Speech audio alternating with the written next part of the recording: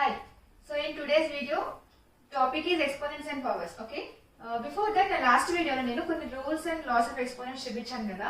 So ఆ rules of exponents problems లో ఎలా అప్లై చేయాలో ఈ రోజు వీడియోలో చూసుకుందాం.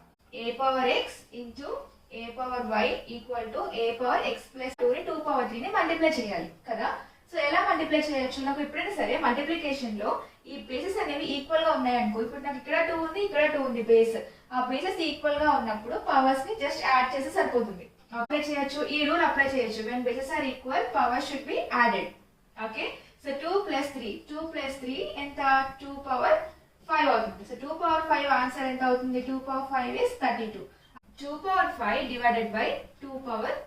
బేసెస్ రెండు ఈక్వల్ గా ఉంటే నేను జస్ట్ పవర్స్ ని మైనస్ చేస్తే 2 సింగిల్ గా రాసుకొని 5 మైనస్ 3 చేస్తాను. ఓకేనా?